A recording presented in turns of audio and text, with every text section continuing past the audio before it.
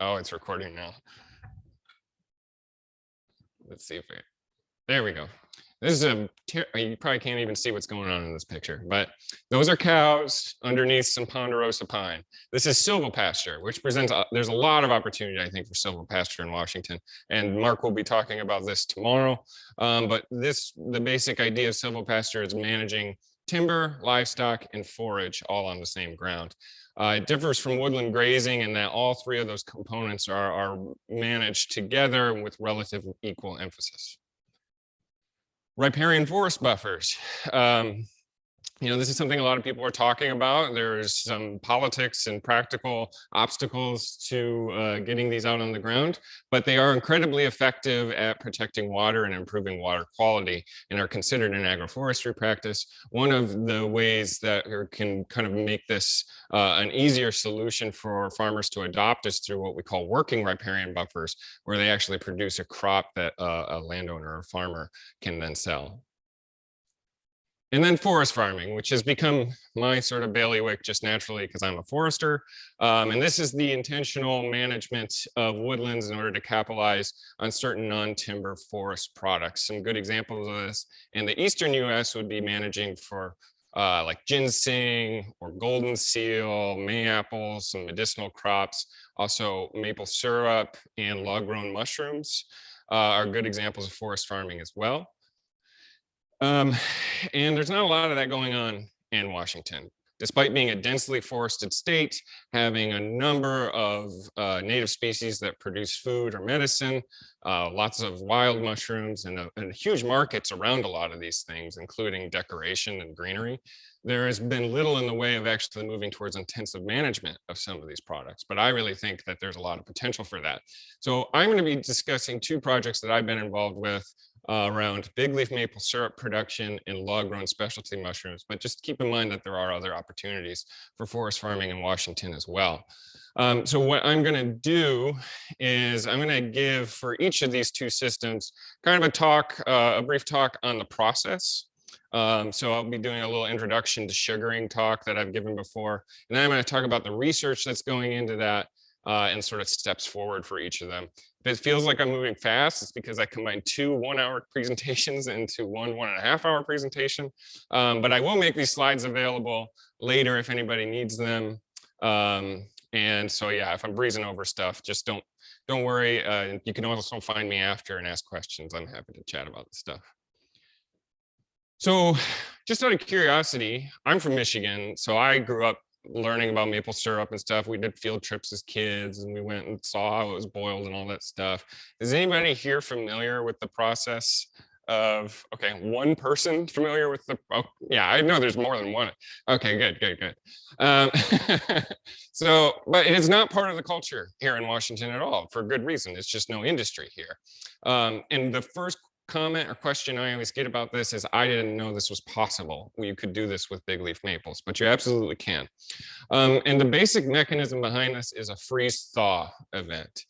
Freezing forces sap, or it actually, the freezing temperatures cause sap or trees to suck sap up through their roots, suck water up through the roots, sorry, which then turns into sap as it collects dissolved sugars. And the reason for that is that, and this is kind of unique to maples and a handful of other species, is that there's actually gas in the intercellular spaces of maple. And so that gas contracts when you get freezing temperatures, and that's what draws that water up. And so it's drawing the water up into the canopy of the tree. And then as you get warmer temperatures that thaw that sap, you then are able to collect it because there's a relative higher pressure inside the tree than outside the tree. You put in a tap wind and that allows you to collect the sap. That's the basic function of how this works. It is fairly unique to maples, but there are other species that also do this. Back east, they have birch syrup, beech syrup, walnut syrup. There are other trees that do this, and it's not always through the same mechanism, but they do provide sap. So what's in the sap? The cool thing about maple sugar is that, I mean, no sugar's healthy, but this one's better for you.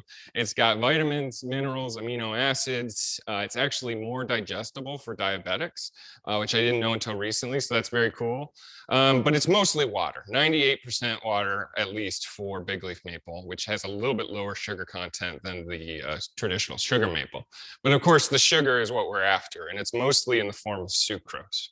Now, if you're working with landowners that want to do this, this is the first question you're going to get. I almost guarantee you. And the answer is yes, it does hurt the tree technically, but it's kind of like drawing blood. That's the analogy I use, and I think that tends to get the point across. Nobody likes getting their blood drawn, but you heal from it and you're just fine. And that's what happens with the trees. They've done a fair amount of longitudinal studies back east looking into how it affects growth and stress of the sugar maples, and they found that it's really only about 5% loss in growth over the lifespan of those trees. So that's a pretty good indicator of stress. We have good reason to believe the trees are doing just fine. Obviously, we haven't done that for big leaf maple yet, but we don't really have any reason to believe it'd be any different. So finding your sugar bush, which is the folksy term for where all your maples are that you're tapping.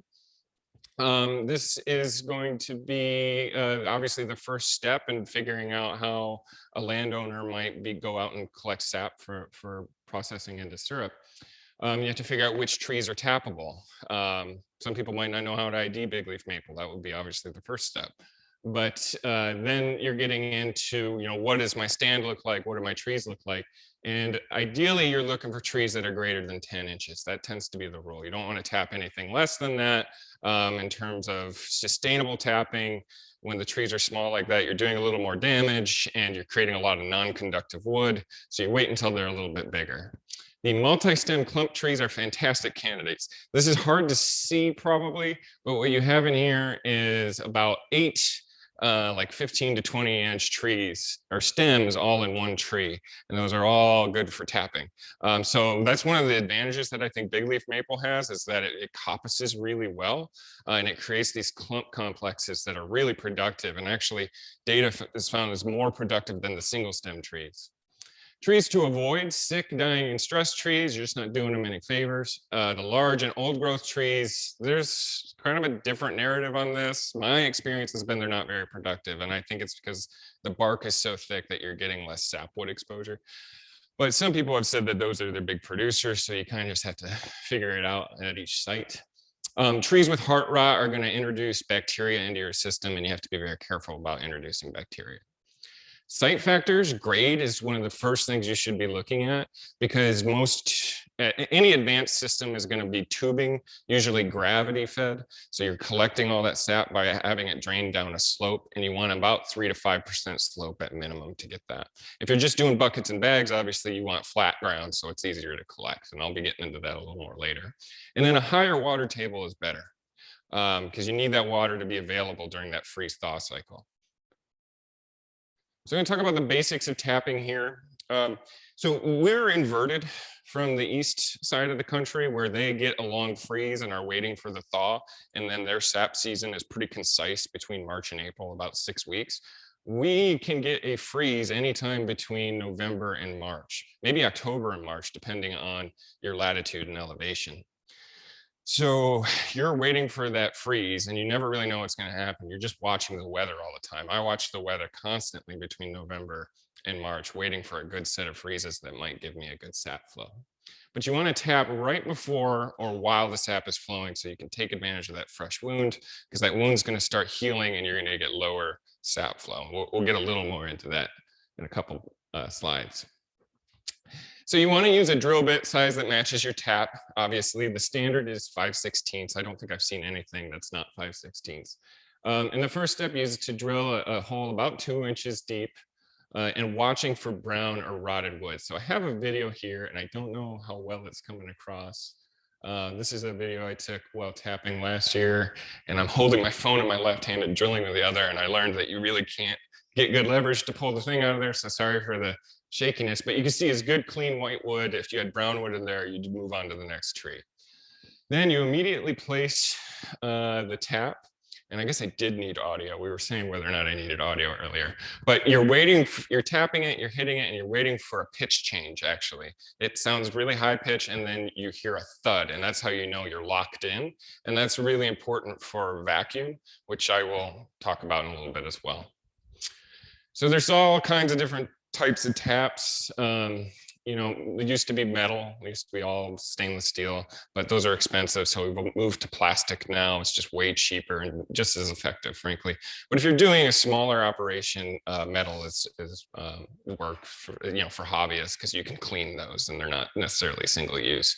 These are ball valve taps that are supposed to stop the sap from getting sucked back into the tree when you get a freezing night.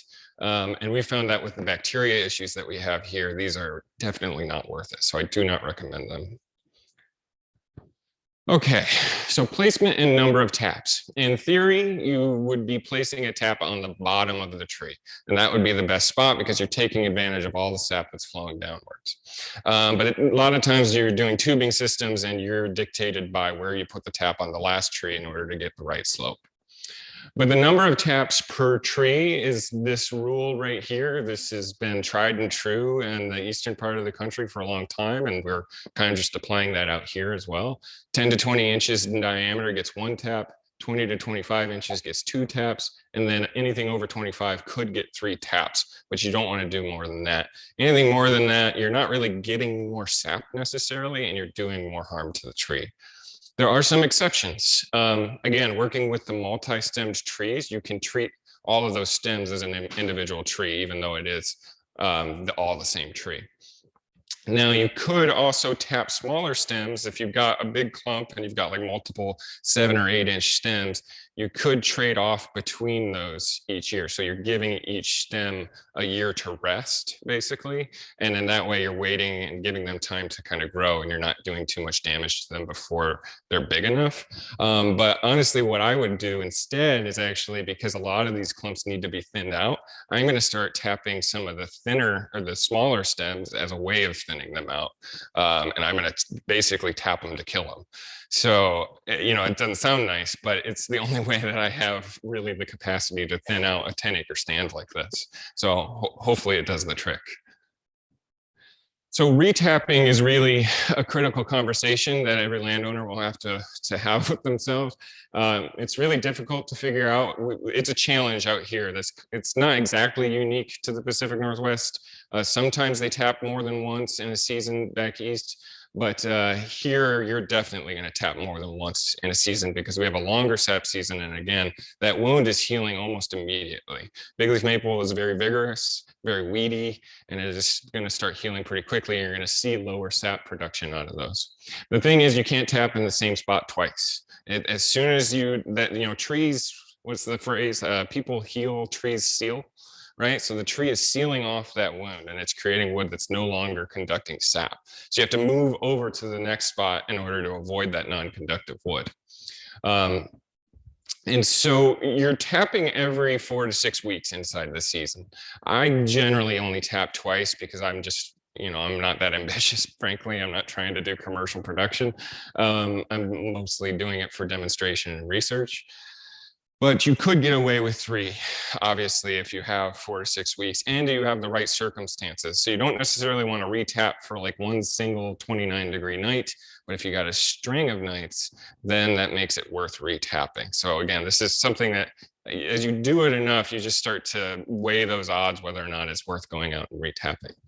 And that tapping pattern, in order to avoid retapping, generally the rule is to move over 1 to 2 inches past your last tap, down 10 to 12 inches. And then the next tap is over 1 to 2 and up. And hopefully by the time that you get back to the same spot, and again, probably hard to see with the lighting here, you've created enough new sapwood, basically 2 to 2.5 inches of fresh sapwood diameter growth, that you can actually tap in the same spot again. So this is the second question you're going to get. How many taps and trees will you need? And it's so variable. I mean, the forester's favorite answer is it depends, right? And it depends here too. One, on the tree's size, what is the age and size of the trees in this stand? What is your elevation and latitude? That's going to determine how reliable your freezes are. Water table and site, really important. And there's variability from season to season. There's good sap years and bad sap years. And to some degree, just how that tree is feeling that day or month or week. There's a lot of hobbyists that do this and have done it for years, and they just kind of report on these really wild, no rhyme or reason patterns between, years and even between different sap flows from the same tree. But this is a conservative estimate for hobby scale. I say 30 taps at a very conservative estimate of 10 gallons per tap. That's a pretty low estimate. But at 1% sugar content, you're going to need 86 gallons of sap to make 1 gallon of syrup. That gives you 30 taps, 300 gallons of sap, and 3.5 gallons of syrup. I know what you're all talking about, 86 gallons of sap to 1 gallon of syrup. I get it. So for sugar maple, because it's 2 to 3% sugar, it's closer to 40 or 50 gallons. But keep in mind right now that the price per ounce of big leaf maple syrup is about $4 compared to 50 cents for the traditional East Coast stuff. That puts it at about $400 to $500 a gallon. So that's where the finances come in, and it becomes worthwhile. I will also point out, well, has anybody tasted big leaf maple syrup yet? A couple people. Well, yeah, I know you were at the festival, right? So it is unique. It is what I would not consider it a pancake syrup. Some people hate me for saying that. It's more of a cooking syrup or for cocktails and things like that. So that makes it go a little bit farther. 3.5 gallons is plenty for personal use. What about commercial scale? That also depends. And it depends a lot on that number of how many gallons of sap you can expect in a year, right? At 10 gallons, personally, I don't think I would do it with less than 1,000 taps trying to be, a commercial scale. If you're getting 20 to 30 gallons, then maybe you could do 500 taps. But there's just so much investment in the processing equipment. We'll talk about that in a little bit, and why, honestly, opportunities for landowners to sell their sap to processors is really where this supplemental income is gonna be coming for landowners. All right, so sap collection. There's basically 3 ways you can collect sap.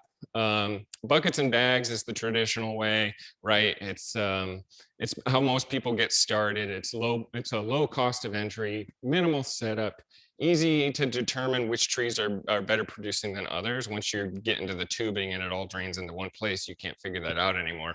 But the cons here are obviously lots of physical labor. You're literally hauling buckets of sap, and that's a lot of work. Buckets and bags need to be cleaned regularly because we have bacteria issues here.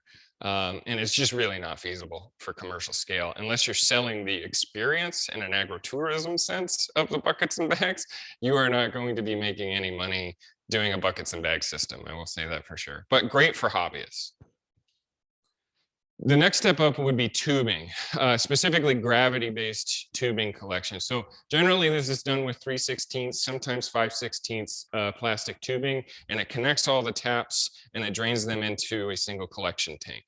Benefits here, obviously you're not carrying sap, really easy. You can improve sap flow actually by getting natural vacuum. If you've got a decent drop from the top of your line to the bottom of your line, say about 30 feet elevation, you're actually going to create some natural vacuum that pulls sap out of the tree, and that improves your sap production and actually can give you a little bit longer sap run compared to a bucket or bag system. And it's also comparable in cost, honestly, to buckets and bags. The tubing is so cheap. You can get an 800-foot roll of 3/16 for about $30. So it's really not that much more expensive. Where it becomes expensive is if you weren't going to buy a tank already for your buckets and bag system. Then you have to buy a stainless steel tank to collect that stuff. That's where it gets a little more costly, but still honestly pretty comparable. Cons require setup. Setup's pretty easy, but the maintenance and monitoring is tricky, especially after you've created a fresh tap wound. You get a lot of sawdust getting into those lines and it gets clogged. You got to walk them, make sure all the lines are flowing well. And if they're not, you have to get in and unclog them. It's a whole thing. And it requires good slope. And it also requires that your collection obviously be at the bottom of that slope, which doesn't always work out for people. It didn't work out for me. My first year, my boiler was at the top of the hill, my collection was at the bottom, and so I was just hauling 5-gallon buckets up the hill on my back, and it was miserable. So I didn't do that the next year. And then the next step up would be artificial vacuum. This is where you actually connect all of that tubing to what's called a main line, a larger tube, which you can see right here. That's 3/4 inch main line into a high power vacuum. Now this is what we would call a low power vacuum. That's mostly done just to help overcome some grade issues. It does still improve sap flow, but they have high power vacuums that literally achieve the highest possible vacuum that is physically possible. And it sucks the sap right out of the tree. It's pretty wild, and it can really extend your sap run. So this is where, especially looking at like climate change, getting fewer freeze thaw events, this would maybe become a little more critical. The cons here are obviously greater capital investment and then regular monitoring for vacuum leaks, which can be tricky and time consuming. Bacteria, I mentioned a couple times already. Because we're inverted, right? We have warm temperatures waiting for cold temperatures. We have a lot more problems with bacteria than they do on the east side of the country. So we're not worried about food safety because we're boiling it, but it does affect the flavor of the syrup. Traditionally speaking, a lighter flavored syrup was considered higher grade. Darker flavored syrups are considered lower grade. Darker flavored or darker syrups are dark because the bacteria have gotten in there and converted the sucrose to fructose and glucose, which are more easily burned.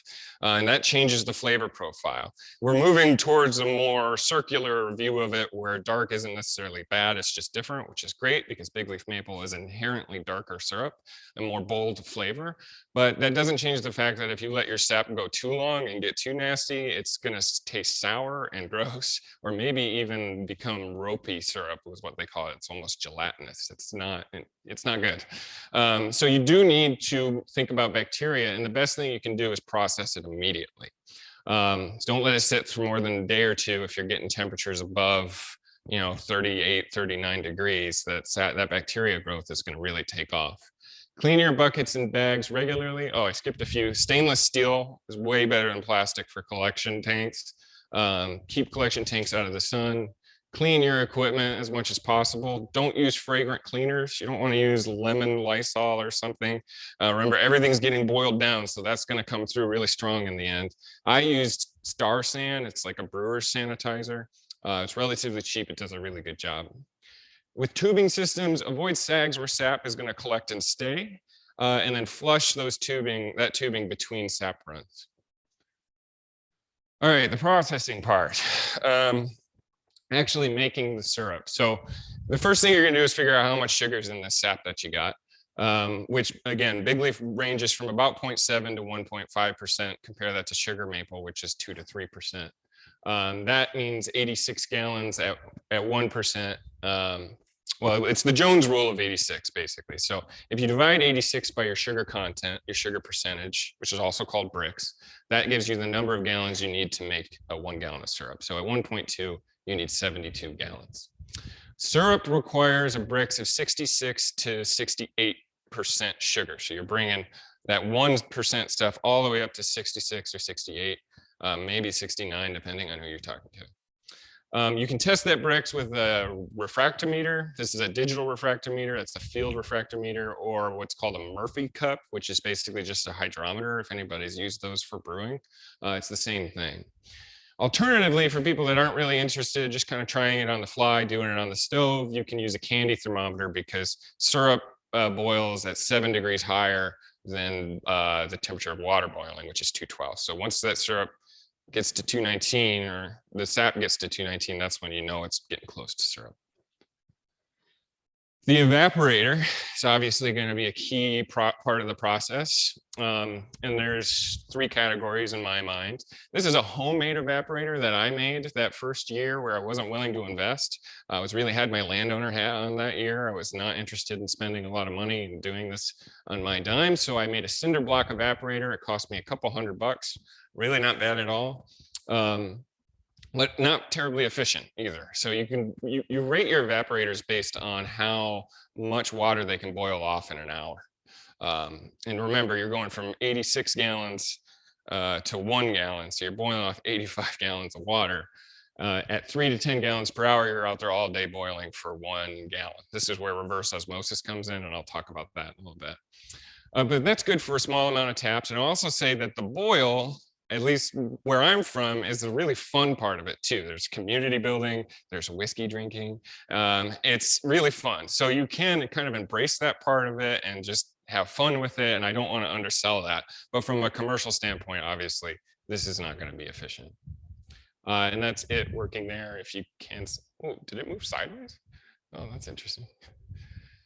So then I moved on to what we call a hobby evaporator, a little more efficient, 10 to 30 gallons per hour. It's going to cost you a couple $1,000s, but you can do like 50 to 200 taps with that.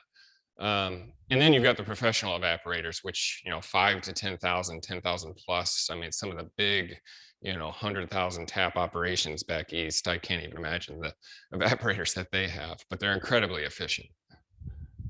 The pans are really what determine how efficient your evaporator is. A lot of people start with those cheap stainless steel restaurant pans, and that's a great way to start. But if you eventually move on to what's called a divided pan, how it works is you put in the sap on one side, and then it works its way up and down, and along the way it creates a sugar gradient that creates a more efficient boil. So lots of little tips and tricks that you can do to just make a more efficient boil.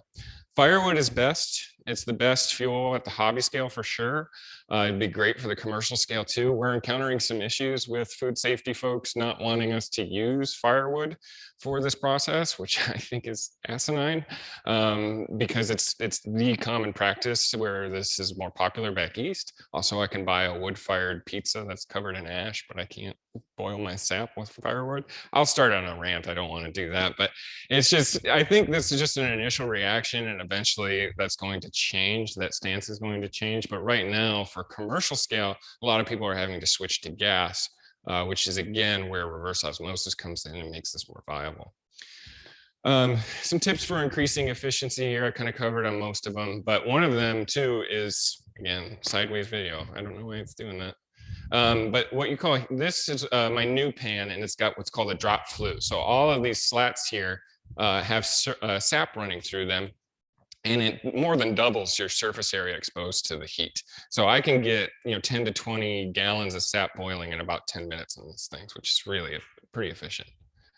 But reverse osmosis is the workhorse of a commercial maple syrup operation, so I want to make sure I talk on that. So we're probably all familiar with the process of reverse osmosis. Most people use it to filter water and then drink the purified water. What we're actually doing is we're taking the concentrate. We're getting rid of the purified water, or really keeping it for cleaning purposes, and then we're keeping what was left behind, because as you run it through this reverse osmosis, you go from 1% sugar to 2% sugar, 2 to 4%, and then 4 to 8%. And in the process, you remove about 90% of the water without having to boil. So this is what makes it a commercially viable practice, because otherwise boiling from 1% to 66% is just incredibly cumbersome, fun for a hobby, but not good for business. So they have, there's different ranges. This is the one that I have. It gets about 100 gallons per hour it can do. It's about $3,000, $3 to $4 grand. They have bucket RO systems that move much slower, but and they're much cheaper though, a few $100s, and they can still get it up to about 4%, which is removing like 70% of the water. So a lot of good options for that. So finishing it, a lot of times what's done is you take the sap off before it gets to the final syrup stage, around 50 to 55 bricks, and then you finish it on a more stable heat source like a stove or like a propane camp stove or something like that, that you can control the heat a little more, make sure you don't burn. And that's how you usually bring it all the way up to syrup level. Not everybody knows that you have to filter syrup. When you actually go through the boil, you get a lot of what's called sugar sand or niter. That's what you see here. And that's minerals binding with sugar in the process of the boil, which can be used to actually infuse whiskey, and it's really good. But that's an interesting byproduct, but you don't want it in your syrup, and you have to filter it in order to get that nice clear syrup stuff. And there's a lot of ways to do that, including mechanized options. like this, which actually uses a shop vac to pull the syrup through a filter, and then it keeps it at temperature for bottling too. So this is a filter slash bottler, and a really good piece of equipment. In terms of storing, most people bottle in glass and it will last a really long time. If you get it above that 66.7 mark, it is incredibly shelf stable.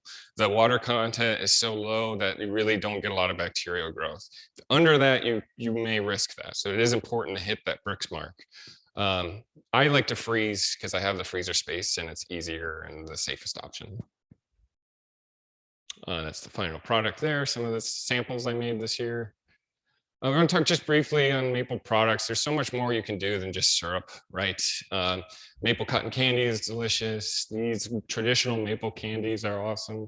I'm making maple wine this year. I'm talking a lot about alcohol. I swear I don't have a problem. I just think it's really interesting product. And so, yeah, we'll see how that maple wine works. And yeah, things like barbecue sauce too. There's a lot of different value-added products you can do with this. So the market is truly untapped, and I'm not going to apologize for that pun.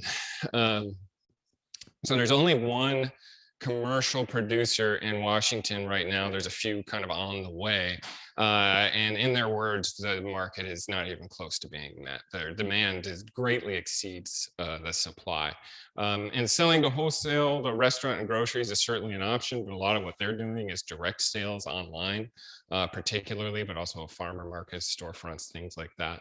And there's just huge markets in Seattle and Portland, but even beyond, outside of this region, I think people would be interested in trying this very unique syrup. So as I said, Neil's Big Leaf Maple Syrup, if anybody's ever heard of them up in Acme, they're currently selling for about $4 an ounce, which translates to $400 to $500 a gallon. Nobody's buying a gallon of this syrup, but $4 an ounce is still quite a bit. And again, selling sap, I really think is where a lot of the opportunity is going to be.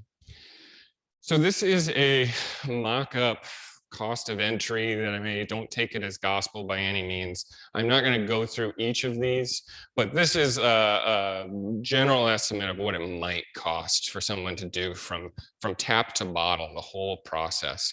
It's going to depend a lot on some factors though, like keeping shipping costs in mind. We're shipping a lot from the east part of the country, so shipping prices, I mean, it'll get you, especially nowadays. And having to run water or power to your sugar shack. Do you have to build a sugar shack? That is going to also increase your cost of entry. Of course, the good news is $500 a gallon. You sell 100 gallons, you're making a lot back. But still, it's a lot to invest in all at once. So it's an economy of scale. Ultimately, I think we're going to have more sap collectors than sap processors if this really takes off in Washington, because we just need a lot more. We need a lot of sap to keep those high efficiency evaporators running. And so if we can get more collectors than processors, that will keep that process going and make that economy of scale function. So I don't want to undersell the hobbyists either, though. I really believe in activities that help encourage people to connect with forests. I think that has a lot of intrinsic benefits that we don't exactly know how to monetize, and I certainly don't know how to monetize them. But I think it's really important, creates learning opportunities, also gets people out in the woods, gets people actively managing forests, which is really important. An opportunity to stay active during winter months, especially I started during the first COVID winter, and I think I would have gone crazy if I didn't have syrup, which I still went a little bit crazy. But it also still contributes to the market. It's important to think. If I was a smart man, I would probably go quit my job and start selling hobby scale equipment to folks in this region, because there's going to be a huge demand for that. I don't want you to hold me to that, but I'm pretty sure that's something that you'll see in the next 10 years. Increases public awareness. There's also opportunities for festivals and agritourism. We had a Big Leaf Maple Syrup Festival up in Eatonville in May, and that's going to be a recurring event as well. So I want to switch gears here and talk a little bit about the research that the University of Washington is doing. So UW is really the one that kind of kickstarted this whole thing. In 2019, they got a grant to look at, is this feasible? Is this a viable practice? And so I, with permission, took some slides from particularly Nick Braun, who is a master's student at the University of Washington. This was his thesis. What he was looking at and really ultimately trying to answer the question of how much sap can we possibly get from these maples using that high power vacuum. And so they observed over 3 years 3 winters using these high volume vacuum canisters, the amount of sap that they were able to get. And then they fed that and created a model that I'll show in a little bit. So this is one of the graphs that Nick created. What you're seeing is the larger dots means higher sugar content, sap volumes on the left, and diameters on the bottom. So 60 centimeters is about 24 inches. And you can see a little bit of a correlation here. Bigger diameter is going to get you more sap. You can't, I don't know if you can tell the difference, but there's some red ones in here. Hard to see with the contrast of the screen.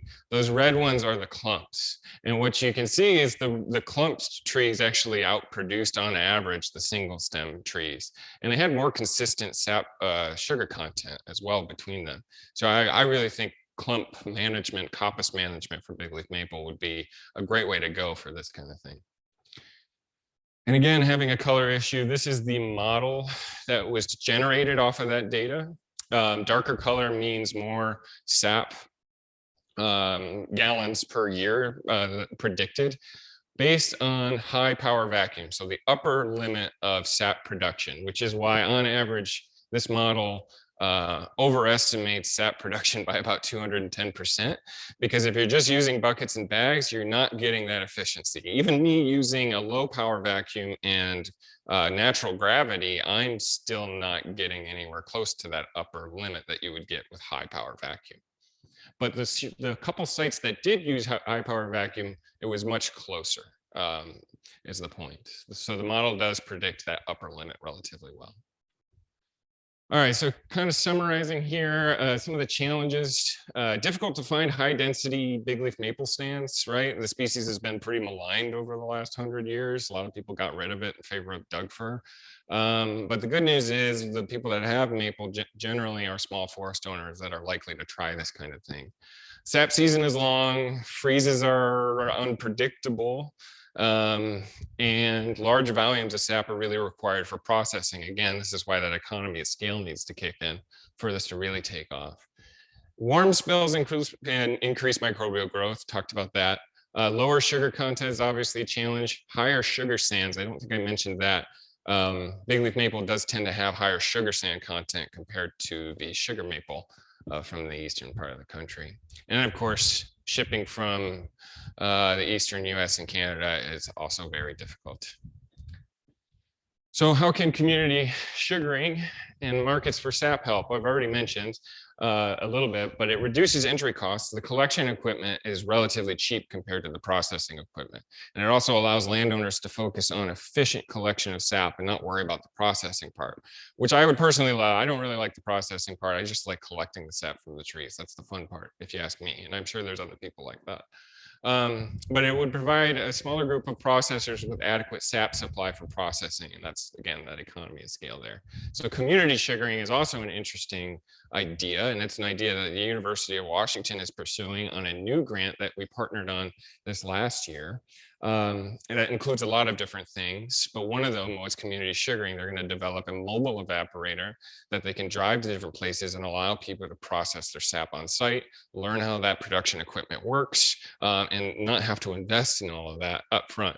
One of my biggest concerns is when people try this and they do it on the stove for the first time, they're never going to do it again because it was miserable and it ruined their kitchen. So being able to have access to that equipment might actually generate a little more interest. We're also doing a conference and festival, which we did in May, again in Eatonville. I mentioned that. So that's going to alternate between Oregon and Washington each year. And WSU Extension's role, my role, will be the outreach and education components, hands-on workshops, webinars, the building of a demonstration forest at a WSU property in Olympia, some peer-to-peer learning, a community science data collection program, which I'm really excited about, thinking about calling it sapsuckers. And I don't know if people will be offended by that or not. but extension publications and videos, of course. So this will be rolling out over the next 2 to 3 years, and hopefully there'll be opportunities for professional development as well. Are there any questions before I move on to the mushroom stuff? I'm at 4:15. I'm making pretty decent time. What's that? Oh, check the chat. Let's see. Was this going to be recorded? Yes, it is. All right, that's the only question.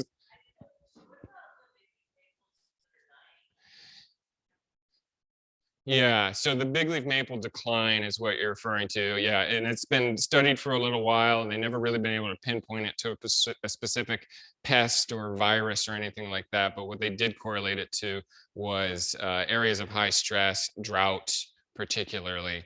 So what I'm finding is that on good sites for maple, you're really not seeing a lot of that damage. A lot of it is restricted to those like forest edges and yards, urban areas, para-urban areas. So I'm not particularly concerned about it being widespread across maples and affecting something like this.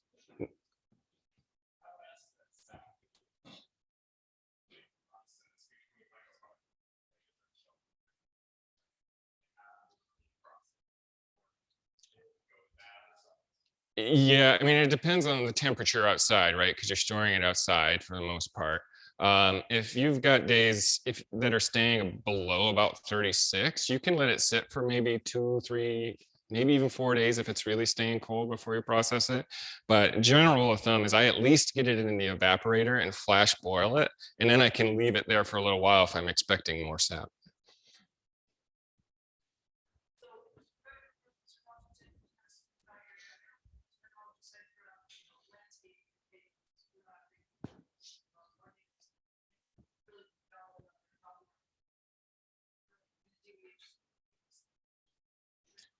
Yeah. Maybe. So in Utah, they're looking into big tooth maple and Rocky Mountain maple and like feral box elder, which is actually a maple species, and seeing if they can do exactly that in like suburban and urban areas where there just seems to be a little more of that, even at an ornamental scale. So it may not be quite the takeoff that it would have here, but there could be opportunities. So I'm interested in alder because it is in the birch family, and I was able to collect some alder sap this year, but it tasted pretty weird.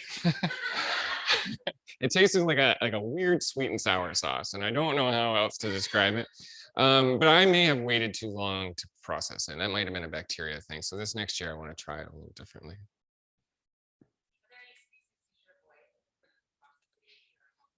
So not that I'm aware of, but that does bring up a good point. The sugar sands, we did find Oregon, OSU, some folks tested the sugar sands for toxins and just did a profile of them. And they actually found that one of them had a high level of arsenic in it.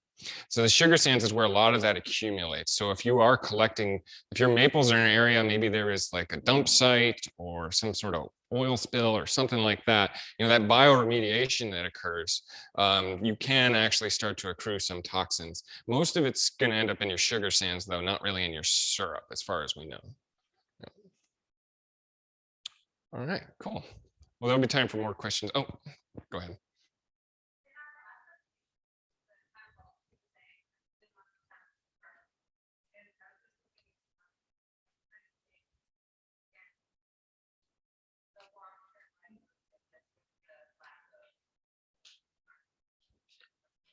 Yeah, no, I mean, it is a big concern for this, obviously. I mean, the only solution we have to that is that high power vacuum, which can extend the sap run a really long time. And in that instance, we're hoping that we're at least getting a couple freezing, strings of freezing nights in the winter. If we ever went a whole winter without a freezing temperature, that would probably be a concern. Although some people do speculate with that high power vacuum that you literally could just suck it out of the tree, right out of the soil. And I don't know that I've seen much good research. You may know more about that than I do, about whether or not you could do that. So time will tell. You know, in some of those lowland areas where I'm at, I'm literally on Puget Sound. We didn't think we'd get any sap flow, but we actually did. I got some pretty good freezing nights, and last year had great production. But that would be one of the first places that I expect to not get sap flow anymore. How high does what grow? Oh, like how tall? Oh, what elevation? Oh, I'm not sure. Like two, maybe 2,500. I don't know. I could be off on that. Don't take me at my word on that one. I'm pretty sure around 2,000 feet. Yeah. All right, I gotta reset this. So I can. There we go. Okay. All right. So then the next thing I wanted to talk about is these log-grown specialty mushroom systems. So very similar to big leaf maple syrup. This is a practice that's relatively common in the eastern part of the country, but not very common here. Not exactly sure why. But I want to point out I adapted these slides from my coworker, Justin O'Day, who I partnered with on some research trials that I'll be discussing. So forest grown mushroom operations, obviously, as I said, popular in other parts of the country. Common species are shiitake, oyster, wine caps, and lion's mane. Shiitake, though, by far is the most popular. There's a significant extension foundation and technical resources available in these areas. And there's good markets as well. There's sort of already an infrastructure for this kind of thing there. But there is also a potentially significant return on investment. So this is from a publication out of Cornell that projects a 10 times return by the 5th year with a 100 log operation per year. You'll know more what that means in a bit. At $12 to $20 per pound, which I don't know if anybody's bought shiitakes lately, but I've never gotten them for $12 a pound. It's pretty cheap. So I think there is significant potential here, but there are also some hurdles to overcome. Markedly milder winter temperatures, maybe not a hurdle necessarily. More limited choices in native hardwoods for sure. Definitely is a hurdle, markedly drier, lower humidity summers. We're going to talk a lot about moisture management in these logs and how important that is to maintain production. There are limited existing operations, and there's significantly less foundational knowledge about how this works out here. But we do have abundant forests. We do have a lot of red alder, at least, and a lot of big leaf maple. And that is a potential substrate. Proximity to significant markets, and we can build on an existing well-established wild forage market for mushrooms. Long wet winters conducive for production, and then recorded demand from landowners for this kind of content. We get a lot of demand for this stuff. So forest cultivated mushrooms are not your bag systems. They don't grow on sawdust or straw or hay or anything like that. They're grown on logs. And sometimes you use bolts, which are long, small diameter logs. And there's totem systems where you use bigger logs and you stack them on top of each other and you put the mycelium in between those. That's a totem system. But traditionally, this came from China and Japan. Japan's really excelled at it. And then this was adopted in the US in the early 1980s. And since then, Cornell has really been mastering this for the eastern part of the country. So we're going to be talking mostly about shiitake. Our research trials did include lion's mane and oyster, but we really found that they were pretty unreliable and not necessarily economically viable in the same way that shiitake is. And more specifically, we're going to be talking about the bolt production system, not the totem system. So the life cycle of a mushroom log, you start with log harvest, obviously, then there's an inoculation process, a spawn run, a long harvest process that can last 5 to 7 years where you harvest it a couple times a year, and then the retirement of the log where you just go and throw it off in the woods. So the substrate is the mushroom food. These are saprophytic fungi, and they're eating the logs, the carbon in the log. Shiitake cannot survive on softwoods. We're only using hardwoods. So that is, again, kind of a drawback for this region. And in the eastern US, they know very well which ones do good and which ones don't do good. Out here, we are figuring it out. These are some of our hardwoods, including some of our shrubs that may be able to sustain mushroom production. But this is one of the questions we asked with the research trials is what substrate does better. So I always get this question, can you use an old log that you found on the forest floor in the woods? No, you can't. For a couple of reasons. Less importantly, that it has a lower internal moisture content usually, but also because it's already colonized with all kinds of other saprophytic fungi. Shiitake is not a particularly competitive fungus, right? Where it's outside of its region, it's not native to this area. And so you really have to give it all the best circumstances in order to successfully inoculate a log. And in fact, in this region in particular, we found that successful inoculation is really a good metric for how good an operation is doing. So you're harvesting these logs while before the sap is running, because if you do it before, after bud swell and trees come out of dormancy, you're going to lose a lot of your bark. You're going to get bark slippage, and that's critical for maintaining moisture in the log. Dormant trees also have unspent carbohydrates, which is better for giving food for the mushrooms. So it's really important to harvest the logs while they're dormant, or the trees while they're dormant. And you're harvesting them in bolt form, which is 4 to 6 inches in diameter generally and 3 to 4 feet long. Anything smaller dries out too quickly. Anything bigger is just a real pain. We did 5-foot logs and they will break your back because they're heavy. Each one weighs like 50 pounds. So it's really not worth it to do that. A 4 to 6 inch diameter and 3 to 4 foot long is a pretty good middle ground for that kind of thing. So the wood has to die before you inoculate it. Living wood has antifungal properties. And so it generally takes about 3 weeks after you cut it for that to kind of pass and be a good time for the log to take the new mycelium. And so that sweet spot happens after the tree dies, before other fungi colonize it, and while the wood's internal moisture is still really high. So generally speaking, you're going to be harvesting your logs in like February or March, and then inoculating in April and May.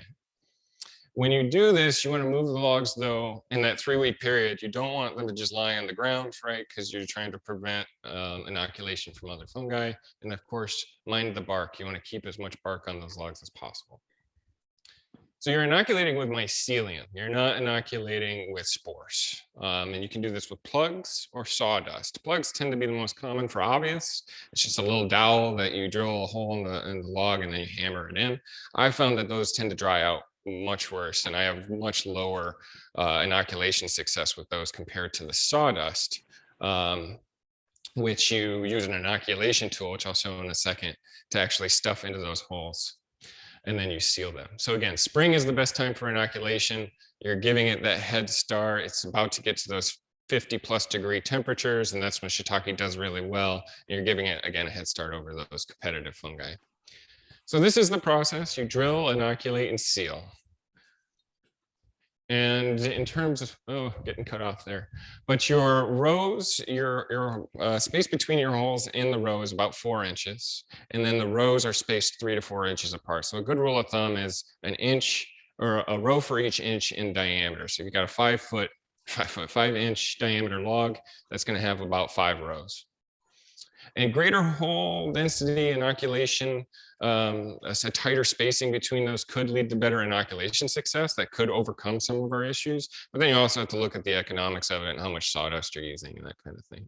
So that's a little picture showing the dowels that get used. I'm not going to go through each of these points. Suffice to say, really important to invest when you're doing this in things that are going to make your life easier. Hauling logs is hard. If you can avoid having to move them between stations is really great. I'll show a video that shows a couple cheap tricks. But your ideal situation would be to somehow have rollers where you could just roll the log and have 3 stations, one for drilling, one for inoculating, and one for sealing. But these are a couple tools that are definitely worthwhile. This one is a godsend. This is a modified angle grinder, or an angle grinder with a modified bit to meet the same size as the inoculation tool, which I think is also 5/16. And this is so much faster than your hand drills. This thing can do a row in just a couple seconds, and it's only costs about $100. So it's really not that expensive. And then these inoculation tools are about 30 bucks each. It allows you to use sawdust, which you can get a lot more bang for your buck using sawdust. You can inoculate a lot more logs than you can with the dowels. So this is a video of Justin. Let's see. So it's a time-lapse video. He's not actually that fast. So he's got 3 stations here. This one, he's actually drilling the hole. You can't really see the angle grinder over there. And he's using a ruler to kind of figure out the spacing there. At this point, he moves it over to the inoculation station, and he's got a gutter there that's filled with the sawdust, and he's just cramming it and stuffing it into those holes. The pallet is a really cheap trick, because you'll see in a second, he's just going to roll it over here to where he seals those inoculation with food grade, often using just a cheese wax. And so that's a really cheap trick, a great way. It holds the log perfectly, and you just roll it over without doing any damage to the log. And so we've found that he's found that it takes about 13.5 minutes on your own to inoculate 1 log. And a good startup system would have about 300 logs. So you can do the math there. It's a lot of work. It's good to hire some friends or hire some work or invite some friends over to do this kind of thing. The lay yard is where you keep these logs. It's really important to pick an environment that's suitable for mycelium growth. So a shaded forest canopy, protection from direct sun and drying winds is really critical, because those are going to desiccate the logs and you're going to lose moisture. Sufficiently well drained, you don't want it standing in water, but being on a north facing slope and or near a source of humidity like pond or stream or something like that, anything that's going to keep that relative humidity a little higher and reduce some of your moisture loss. And then a protective layer between the forest floor and the logs is really key. Putting it on a pallet or putting it on, you can't really see it, but a couple logs that you're not using lifts it off the ground and prevents that feral fungi from getting into it. And of course, access to water is really key, because you're going to be soaking these logs eventually. So that leads to the spawn run, which typically lasts a full year. So you inoculate, let's say in April or May, and you're not doing anything with them for a full year. You're just letting that fungus, the mycelium, inhabit the log and take over. So you're not getting any harvest in that first year. But moisture mitigation is really critical. And I'll talk about what we did, the different things we tried to mitigate moisture loss, because this is when the fungus really needs to thrive in order to take over the log. So once the spawn run's over is when you get into the harvesting process, and that's done by immersive soaking. You soak them in 24 hours in cold water. It basically shocks the log into fruiting. There are other methods like hitting them with a hammer, I've heard works, because that also is supposed to shock it, but this is found to be the most effective. Maybe not as efficient as hitting it with a hammer, but certainly more effective. So you can do this about 3 times per season, because you got to have the log sit for 7 to 8 weeks.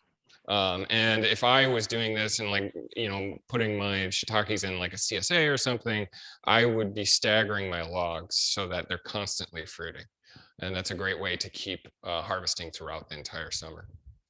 So average log production, 3 to 5 years, maybe 5 to 7. It depends on who you talk to, and we really haven't figured it out for this region yet, since we've only been doing this for about 3 years. But I know some landowners that have done this at the hobby scale and told me that an alder log might last as long as 7 years. So you can get 7 years of harvesting out of it. And typically what you're doing is you're doing a lot of logs up front in the first year, and then you're adding 50, 60 logs each year to kind of sustain the operation over time. So the timing depends on the strain. I'll talk a little bit about different strains, but what they're referring to in terms of cool weather, wide range, and warm weather, different strains like different temperatures for fruiting. And it does become important, and I'll talk about that at the end. But you want to pick them when they're still slightly curled under. You can kind of see that in these pictures. That's when they're really best to pick. If you pick them when they're kind of fully expanded out, some of you might know this from wild foraging too, they take on kind of a rubbery texture and they're not nearly as good. Covering during this process with like a greenhouse fabric is a really cheap way to improve the quality of the mushroom and deter slugs and snails, because that will be your biggest pest problem by far. So in terms of marketing considerations, I'm not going to go through each of these. But it's kind of the same stuff as, maple syrup, marketing it as forest grown, ecologically low impact. These are all things that can add value to the product. I mean, it doesn't really get much more organic than this. Even though it might not be certified organic, you can work your way around it with natural and all that stuff. But I think it's a great opportunity for CSAs and people that are doing those, a good way to kind of diversify what you're offering in that CSA. So this is the cost of entry for commercial scale. Again, this is just me kind of plugging in numbers based on my experience. Much, much lower than the maple syrup thing, right? This is capital only, though. I did not include labor. That's obviously an important factor to consider. But it's much easier to get into. And at 113 grams per log per harvest, which is the average, the number you get from the East Coast, at 300 logs and 3 harvests a year at $12 a pound, that would calculate out to about $2,700. It's decent supplemental income. I will tell you what, I won't give away any secrets yet, but our yield results may make me very excited, I guess, for what this could actually be. So again, why? Most farms have a forest, most farmers have a woodlot of some kind, and it's not really making them any money. It might be firewood or something like that. This is a way to produce income from it. Fits in with comprehensive forest management planning. It's never intended to be a sole enterprise, right? But it could be really good supplemental income. And there's, again, relatively low barriers to entry for something like this. So I want to switch gears and talk about the trials that we started back in 2018, I think it was. So we got a small bioag grant from WSU to establish field trials and answer some of those basic questions, like what substrate should I use? What does shiitakes work? Do oysters work? Do lion's manes work? We found that lion's mane and oyster didn't really work. And things like what strain to use and how do we keep moisture in the log? So these were our treatments. In terms of substrate, we looked at red alder, big leaf maple, sweet cherry, which is kind of a feral cherry. It's not native, but you see it a lot around farms and like para-urban areas. Same thing with gray birch, not native, but you do see a fair amount of it. And then Gary Oak was added in 2020.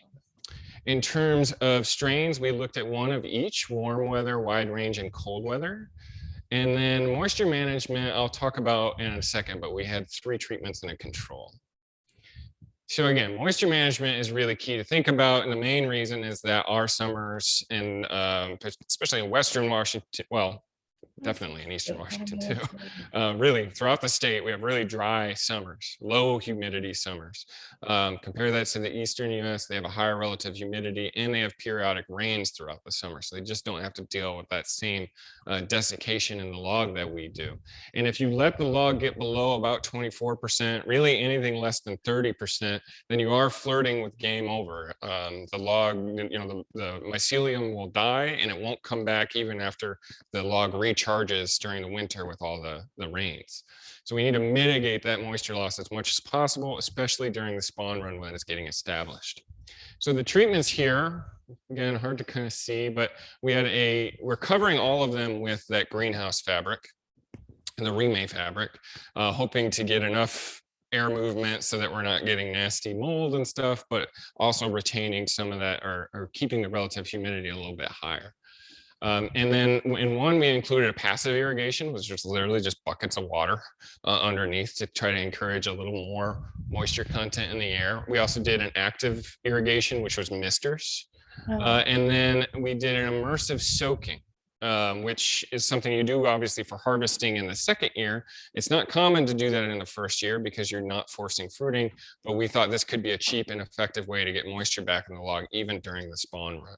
And then in successive years, you're doing it anyway to force fruiting. One quick thought on tarps: don't do it. It will keep way too much moisture in there, and you'll get all nasty mold and stuff, and you're just kind of shooting yourself in the foot by doing that. So a lot to look at here. But this is the effect of wood species on log moisture content. And really all you need to do is look at this graph here. This is the moisture change. From left to right, you have alder, birch, cherry, and maple. And you can see that alder had the most moisture loss, but it started with the highest initial moisture content. So that kind of made up for it a little bit. Birch was best at retaining moisture. Cherry was relatively good. Maple was okay. But again, most of the logs that were under 24%, that game over mark, was alder and maple.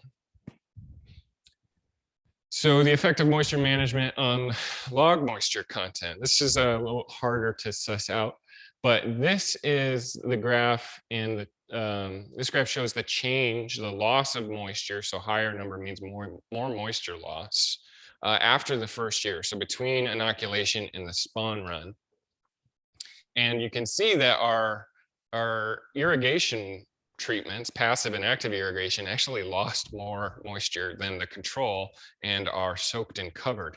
And so this was really interesting to us and couldn't really figure this one out. But now our theory is that because we left the covers on during the winter, when you're getting all that rain, we actually negated that winter recharge for these logs. And so they lost more moisture that way. But we didn't see that in the soaked and covered, because soaking is so good at putting moisture back in the log that it was able to retain that moisture even through the winter.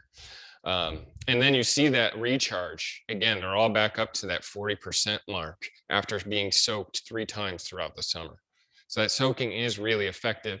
And Justin went and did a little sub-trial to kind of draw this out a little bit more. And he just compared an untreated control to a soaked with passive irrigation and covered treatment. And we found at the end, even though the number's not very big, there was a significant difference in moisture loss. The control did lose more moisture compared to the soaked and covered when we took the cover off during the winter. So it's really important. Take the cover off during the winter, put it back on during the summer.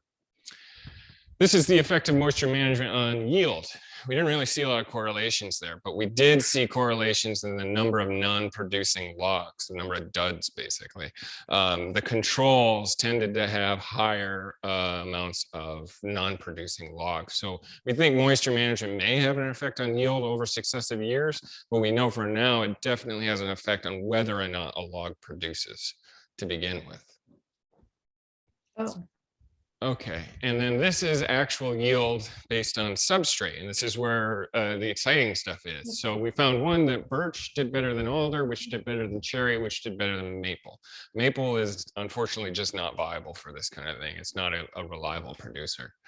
But birch was very, very good. 330 grams per log per harvest. Compare that to the Eastern US average of 113 to 227 grams. So it did really, really well.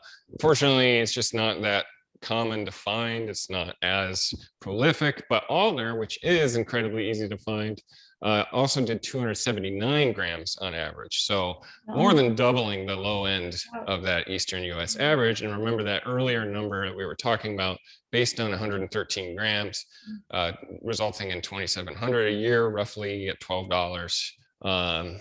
That's obviously now a low estimate if we know that we can sustain those yields throughout successive years, which we're still learning, right? So quick summary here. Alder yields, obviously, I just mentioned, were greater than the East Coast. Birch even better than that, hoping that we can continue that. Maple, not a viable species. I did say I was going to talk about strains. I didn't include the graphs on it. Figured you guys would be tired of seeing graphs by now. But basically what I found was that the wide range strain did really well in the first 2 harvests of the summer. So like May, June, and July, and then they tailed off and the warm range strain picked up. So if we were to do this commercially, I would really recommend like a 2-to-1 ratio of wide range to warm range so that you can get it throughout the entire season. Covering and soaking seem to be the best. That seems to be the best method for mitigating moisture loss during the spawn run, and then you're doing it anyway for successive years. So a really cheap fix to this moisture mitigation problem. Harvesting, covering, fruiting blankets, I've talked about that. And then shiitake also has an excellent shelf life, which I didn't really talk about. It's also easily value added with drying and pickling and things like that. So a lot of opportunities there. Actually, let me do a full hour. So here's some other resources. Again, I can make these slides available. All of these are for the east side of the country, except for this one, which was the one on the bottom, which is from some folks out of Oregon, but it's really hard to get your hands on now. It's out of print, but there is a link where you can read it online. And this is my last slide. I just want to make a quick plug for this demonstration forest of mine that I'm very excited about. It's not mine. I'm the caretaker and facilities manager. WSU owns it, but I'm very fortunate. I get to live in this house right here and manage this 96 acres with the director, Steve Bolins, who's very kind and allows me to chase these harebrained schemes and create this demonstration forest for forest farming here. So I'm really hoping to use this for a lot of those maple syrup workshops, for landowner education. Making it demonstration-based education is so key, and then also opportunities for professional development, things like that. Okay, I got you for an hour and a half. Are there any other questions? I'm sure you're all pretty, oh, there are, okay. Mark? So there are several, again, a lot of them out of the eastern part of the country. We used Field and Forest Products, which is out of Wisconsin, and they seem to have the biggest range of products available. But Fungi Perfecti is in Olympia. They sell one. I don't want to speak ill of them, but their strain did not do well in our trials.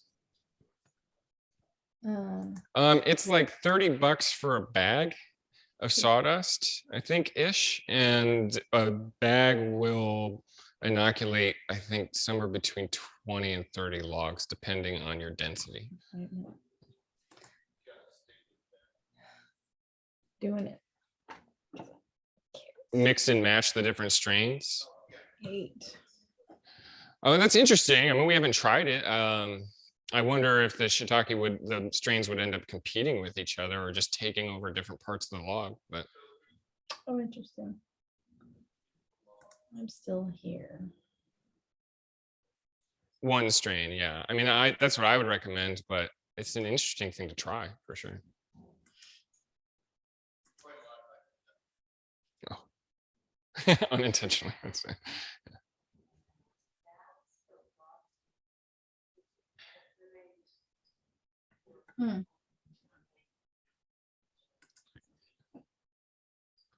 So we did alternate. Basically, every other log was alder, maple, birch, cherry, but that was more for a research perspective of trying to mitigate some bias where, you know, there might actually be more humidity on the lower level than the upper level of the stack.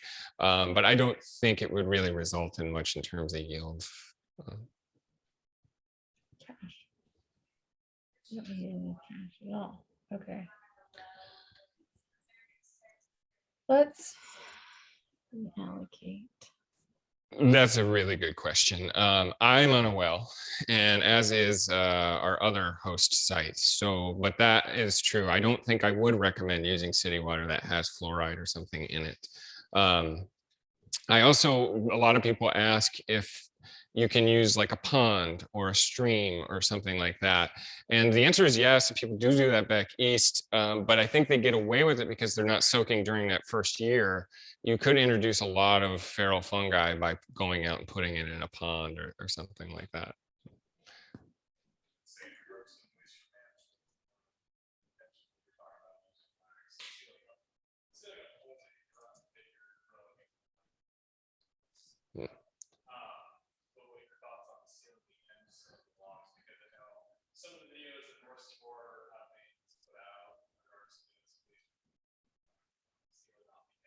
Yeah. I think it may, again, work in other parts, but because we need those ends open so that we can recharge the log through soaking. Yeah, we actually found that doing that was mitigating the recharge. So, sure.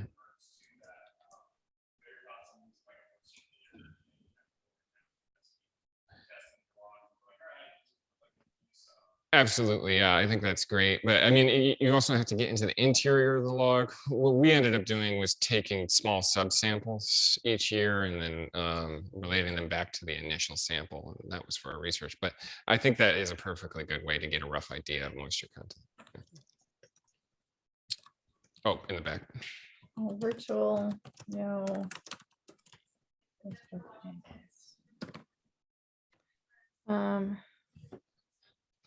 Right.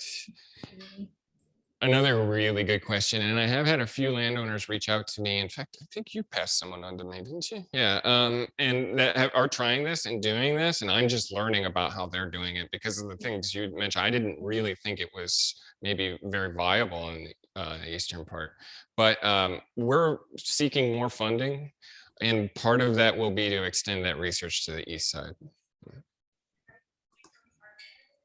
We will be if and when the money comes in, for sure.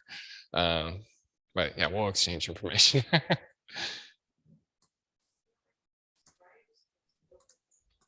You just seal the individual hole. Yeah, and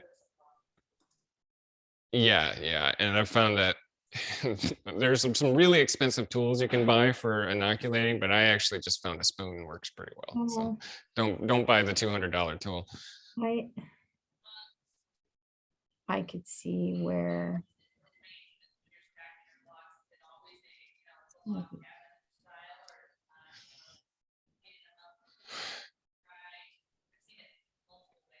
Well, yeah, I mean, I don't know that the structure of it makes so much of a difference as with the log cabin style. One, it gets it off the ground, and two, it makes it easy to cover. But if you can do that in a teepee, right, or something by putting something underneath them, when I don't think I mentioned this, when you're harvesting, you do move to the teepee or stag. Yeah, when after you soak them, you prop them up for about a week or so while they're flushing. And that's how it makes it easier to harvest, basically, because harvesting inside the stack is almost impossible. Yeah. So another. Okay. Oh yeah, so that's what I do. I use straps and I just take a couple trees and I put straps between them and then I put down some treated lumber so that they're not on the ground, and that's a really cheap way to A-frame your logs. Cool. All right, thank you all. I have some business cards if anybody wants. I'm happy to talk more. 14. Oh, I didn't check the questions on here. Wasn't it? Okay.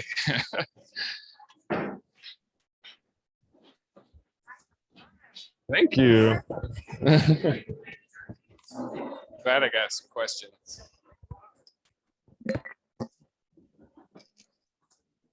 Hi, Emmett. Friends.